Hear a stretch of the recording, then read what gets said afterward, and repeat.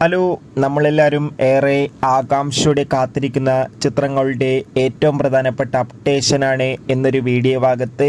വീഡിയോയിൽ മുൻപ് video like ചെയ്യുക, ചാനൽ സബ്സ്ക്രൈബ് ചെയ്യുക. ഏപ്രിൽ മാർച്ച് മാസങ്ങളിൽ അങ്ങോട്ട് ധാരാളം ചിത്രങ്ങൾ OTT റിലീസ് ചെയ്യും. നമ്മുടെ ചാനൽ ഭാഗം പരിശോധിച്ചാൽ നിങ്ങൾക്ക് ആ വീഡിയോയ്ക്ക് കാണാൻ വേണ്ടി സാധിക്കും. അതൊക്കെ ഒന്ന് കാണുക. നേരെ ഇന്നത്തെ വീഡിയോയിലേക്ക് പോകാം. ആദ്യമായി അറിയിക്കാൻ പോകുന്നത് വിനീത് ശ്രീനിവാസൻ നായകനായി ചിത്രമായിരുന്നു ഒരു ജാതി ജാതകം.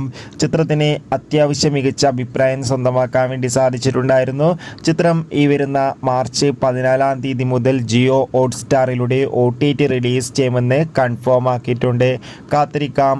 ഒരു ജാതി ജാതകം എന്ന ചിത്രത്തിൻ്റെ OTT റിലീസിനായി മമ്മൂട്ടി, അഖിൽ, അഗിനി എന്നൊക്കെ പ്രധാന കഥാപാത്രങ്ങളായി വരാൻ പോകുന്ന ചിത്രമാണ് ഏജന്റ്. ചിത്രം ഈ വരുന്ന മാർച്ച് 14 തീയതി മുതൽ സോണി ലീവ് എന്ന OTT പ്ലാറ്റ്ഫോമിലൂടെ OTT റിലീസ് ചെയ്യുമെന്ന് കൺഫേം ആക്കിയിട്ടുണ്ട്. എന്തായാലും ചിത്രത്തിൻ്റെ OTT റിലീസിനായി കാത്തിരിക്കാം. അതോടൊപ്പം തന്നെ ബേസിൽ ജോസഫ്, ലിജുമോൾ ജോസ്, സജിൻ ഗോപു എന്നൊക്കെ പ്രധാന കഥാപാത്രങ്ങളായ ചിത്രമായിരുന്നു പൊന്മാൻ. ചിത്രം ഈ വരുന്ന മാർച്ച് 14 തീയതി ജിയോ ഹോട്ട്സ്റ്റാറിലൂടെ OTT റിലീസ് ചെയ്യും.